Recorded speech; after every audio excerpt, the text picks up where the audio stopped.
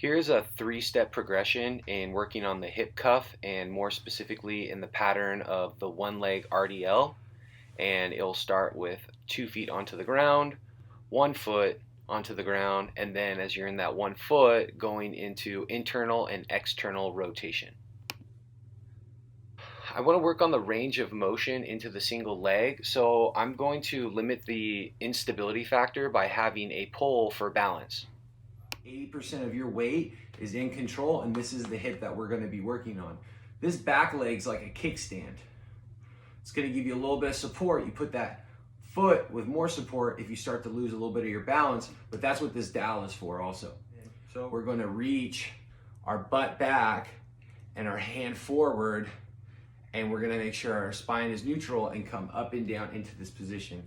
So we're just working on greasing the groove. If you take a look when I'm into this position here, this hip right here is down and I'm not opening the gate or opening the hip this direction. So I keep it closed and I move in this hip hinge position here. You're gonna want this shin here not too vertical. You want a little bit more of a positive angle going into this direction, but you want the butt going back as you come down and up. Again, 80% of weight onto this leg right there.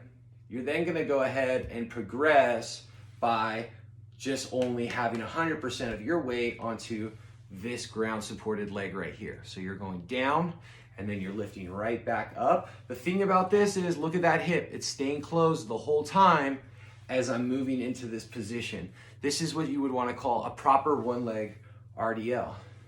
And this, put as much weight as you need onto this hand to make sure that that hip is in a good closed position.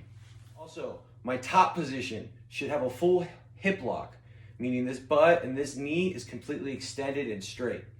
I shouldn't be bending and I shouldn't be leaning back. And then what we're gonna do is we're gonna finish off with the rotation aspect of this. So we're gonna kick back in that one leg RDL position.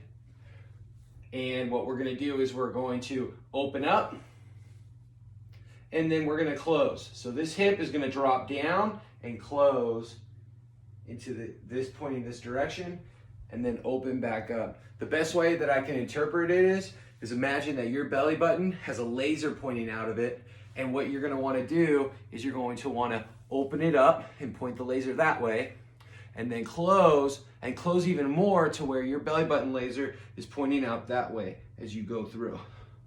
So you just want to rotate through and feel that rotation aspect of it. Since I'm kind of stuck at my house right now, I don't even need a PVC or a dowel for support. I can even use both of the walls into my hallway, and I can even lock my hips down into this position. So I can get in this stagger stance here, and I can literally just work on shifting my butt back from there, step 1. Then getting into my one leg RDL position here, making sure those hips are level and locked, step 2. And then finishing up with that aspect of that rotation. So getting here, opening up, and then closing the best that you can. This actually locks my hip in a better position. So I would suggest if you're able to and you're at home, start off in this position.